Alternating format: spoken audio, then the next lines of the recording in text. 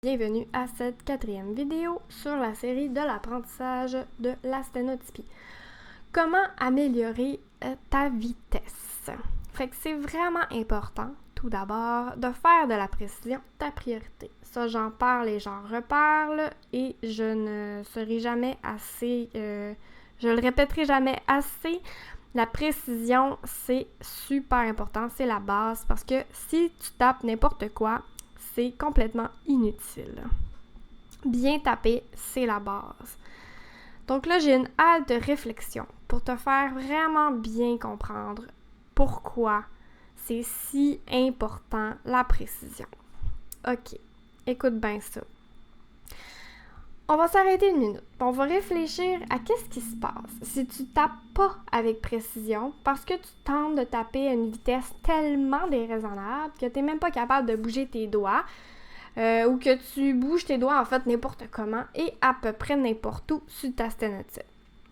Si tu tapes pas avec une précision parfaite, tu n'es pas en train de programmer ta mémoire musculaire puis tes réponses automatiques qui sont nécessaires pour éventuellement être capable de taper à la vitesse de la parole. Donc, tu es en train de programmer, en fait, dans ton subconscient, juste plein de contradictions, full de confusion, puis ça va te coûter cher plus tard dans ta formation quand tu vas vraiment vouloir améliorer ta vitesse. Parce qu'en fait, va falloir que tu reprogrammes des choses mal programmées, tu vas avoir du retard, puis finalement, ça se pourrait que tu aies fait tout ça pour rien, que tu abandonnes, puis c'est vraiment dommage parce que c'est juste une question de précision. On retourne au thème principal.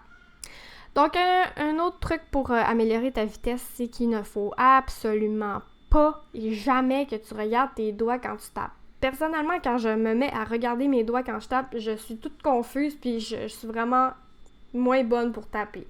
Faut pas non plus que tu regardes le plan des lettres sur le clavier.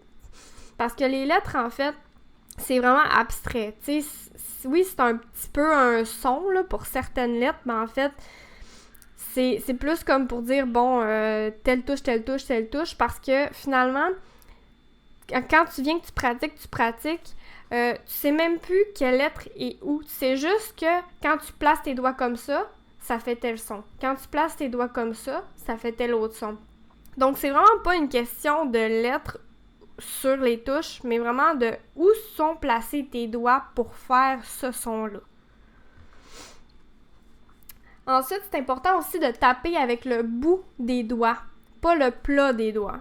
Puis pour ça, il faut que tu coupes tes ongles, parce que sinon, ça va comme accrocher dans les entre-deux touches ou glisser sur les touches. Donc, ça peut te faire perdre la vitesse. Aussi, de déplacer plus tes doigts et moins les mains. Donc, des petites frappes rapides et légères, parce que c'est pas un concerto de Rachmaninov. Donc, j'ai un petit exemple ici que je vais faire jouer. Donc, des petites frappes comme ça, légères, les doigts se déplacent. Ça, c'est ça qu'on veut. Avec le bout des doigts, comme on voit. Sauf que on veut pas, là, éventuellement, on va finir par le voir, là. J'ai comme tapé vraiment longtemps pour rien. Ça, c'est bon. Ça, c'est bon.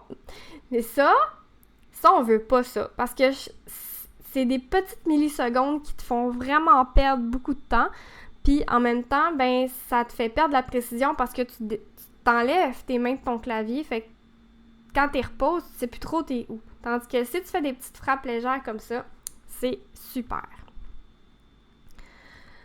Donc, c'est aussi un autre truc qu'on te dit pas nécessairement quand tu commences l'école, mais qui est comme vraiment essentiel, je trouve, c'est de régler ton clavier.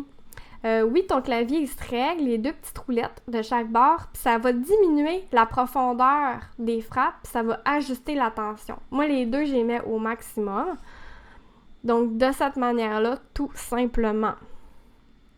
En haut, en haut, en haut. Fait que ça fait des petites touches légères que t'as pas besoin d'enfoncer tes doigts super profonds pour que ça imprime, si on veut, puis en même temps, la tension est assez élevée pour que ça rebondisse bien. c'est aussi important de relire ta bande sténographique. Parce que ça va te permettre de constater tes erreurs, puis tu vas les ajouter à ta liste d'hésitation. Il faut que tu vises la perfection, rien de moins. Parce qu'en sténotypie, c'est pas comme un autre programme où ce que 60%, ça peut être suffisant. Oui, tu vas passer à 60%, tu vas passer le cours, mais si tu as 60%, ça va être difficile de maintenir ça jusqu'à la fin. Le truc, c'est vraiment de prendre de l'avance. Puis, si, mettons, le prochain examen, il est à 110 mots minutes, ben, sois capable de taper parfaitement du 130 mots minutes. Pratique aussi à une vitesse qui est challengeante, mais pas déraisonnable. Parce que c'est important que tu gardes toujours une bonne précision de frappe. Ça sert à rien de pratiquer un audio super rapide si tu tapes n'importe quoi, n'importe comment, parce que là, t'es pas en train d'enregistrer des bons réflexes. Et un autre truc vraiment important là, pour la vitesse, c'est de travailler tes hésitations et tes difficultés. Donc, 2 choses que je dirais absolument essentielles là, pour la vitesse, là, c'est 1, la précision, 2, travailler tes hésitations et tes difficultés.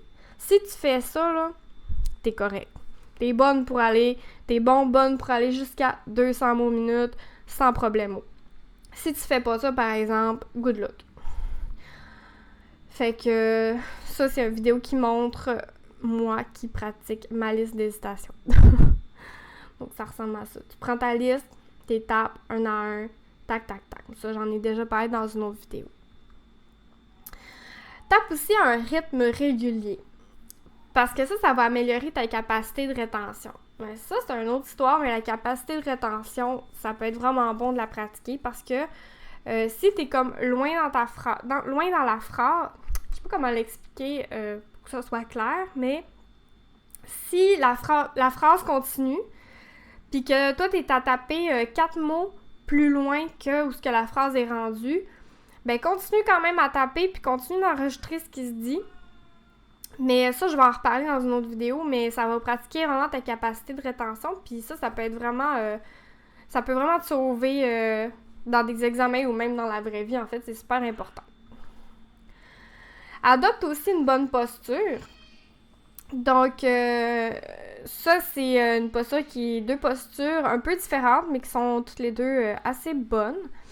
Donc, on voit que le dos droit, les jambes à 90 degrés, au sol, les pieds à plat au sol, avec un petit angle, un mini-angle pour les bras. Puis c'est correct aussi l'autre posture qui avec un angle un peu plus bas que 90 degrés pour les bras, mais c'est important que les poignets ne soient jamais cassés, ni par en haut, ni par en bas, mais vraiment un prolongement du bras. Puis ça, ben, c'est une autre façon plus version dessin, là. Fait que la dernière image, donc le 3e petit bonhomme, il y a la bonne posture. Puis ça ressemble vraiment à ça, la posture qu'il faut adopter en tant que sténo. Tape aussi à une vitesse challengeante, mais pas trop. Parce que c'est la précision avant tout. J'en ai déjà parlé un peu, là, mais, tu sais, oui, on vise 200 mots minute, mais si t'es pas encore rendu genre à 90, ça sert à rien de taper du 120. T'sais, vas-y à ton rythme, mais faut toujours que ce soit un peu challengeant pour pouvoir t'améliorer. Donc, on a une 2e halte de réflexion ici, attention. Mais qu'est-ce que je fais en classe quand l'enseignant dicte à une vitesse à laquelle je n'arrive pas à garder ma précision? Parce que oui, ça va arriver nécessairement. Mais dans ce temps-là, tu serres les dents. Oui, tu maintiens ta précision de frappe. Tu maintiens ton rythme de frappe et peu importe à quel point tu es loin derrière, tu continues à taper jusqu'à ce que tu te souviennes plus ce qui a été dit par la suite. Fait que ça, c'est la capacité de rétention que je parlais. Là, quand t'es plus capable d'enregistrer, t'es comme, OK, là, j'ai tapé ce que je me souviens, mais je me souviens pas de ce qui vient après. Là, tu t'arrêtes, puis t'arrêtes en fait une demi-seconde, puis tu continues, tu recommences à taper avec le prochain mot que tu entends, puis tu fais ça toujours. Parce que c'est mieux de faire ça que d'essayer de suivre le rythme puis de finalement taper n'importe quoi. Il faut que ce que tu tapes, ce soit bien tapé, quitte à perdre un bout de phrase. Donc, c'est vraiment comme ça que tu vas gagner ta précision. Donc, ta vitesse. Et retour au thème principal pour mentionner que le secret, c'est la pratique précise, toujours, sans cesse, de la pratique, beaucoup de pratique, de la précision et travailler ses difficultés. Et voilà pour cette vidéo. Merci pour ton écoute et à la prochaine!